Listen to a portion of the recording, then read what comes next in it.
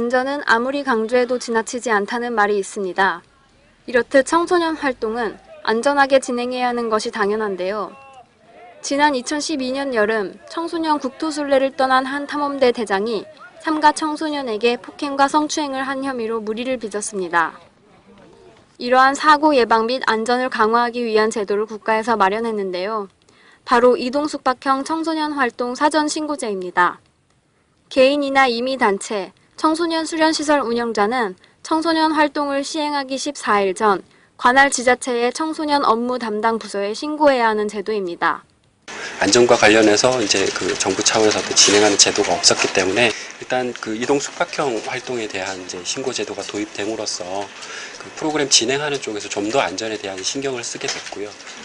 제도가 이제 계속 시행되고 정착이 될수록 기본적인 안전들이 이제 확보가 될 거라는 생각들이 들고요. 국토순례 사건과 태안해병대 캠프 사건과 같은 안전사고의 재발을 막고 안전을 강화하기 위해 도입된 이 제도에 대해 대상별로 어떤 의견들을 가지고 있을까요? 취재의 안지영 기자입니다. 먼저 청소년들과 학부모들에게 이 제도를 설명하고 의견을 들어보았습니다.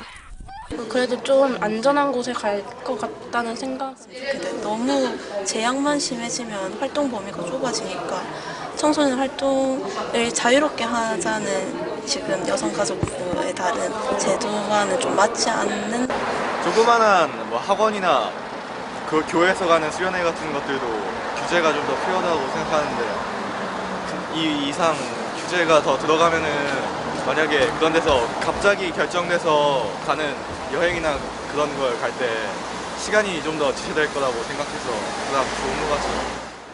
네, 청소년이 관련된 공식적인 기관 말고도 비공식적인 기관에서도 본 법이라고 해야 되나? 본 법이 적용이 됐으면 합니다. 긍정적인 효과를 많이 볼 거라고 생각을 해요. 훨씬 안심하고 보낼 수 있을 것 같아요.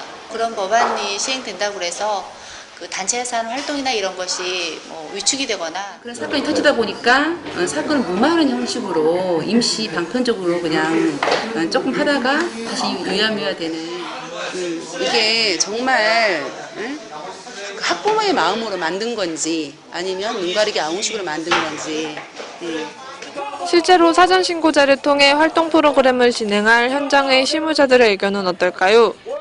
막 5박 6일이나 좀 길게 갔다 올 것도 약간 간단하게 진행을 해야 되나 좀 제 업무에 부담이 많이 되다 보니까 아이들한테도 조금 다양한 프로그램을 돌릴 수가 없잖아요. 그래서 그런 게 좀 우려가 되긴 하더라고요. 겨울철 프로그램 진행함에 있어서도 벌써부터 프로그램 취소 사례가 나오고 운영이 못하는 상황들이 있었기 때문에 활동진흥법은 청소년 활동을 진행하는 건데 활동을 통제하고 실무자들은 현재 우려의 목소리가 높아 보입니다. 안전을 어느 수준까지 보장할 수 있을지 여성가족부 청소년활동진흥과에 물어보았습니다.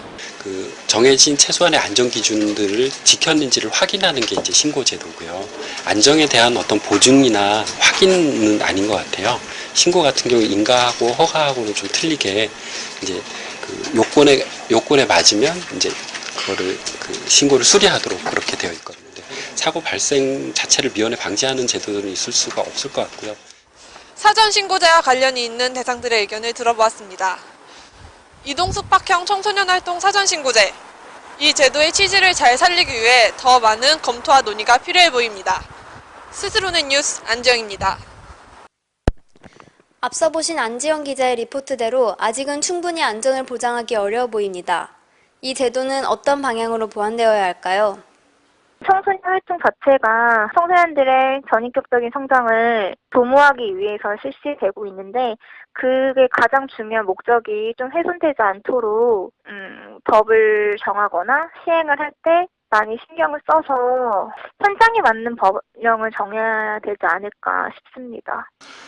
사후 약방식으로 사건이 터지고 났을 때 이건 누가 책임을 지나? 신고를 했으니까 전 신고하고 갔습니다.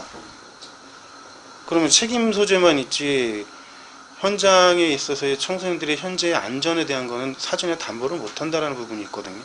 그 부분에 대한 재검토가 필히 있어야 된다고 봅니다.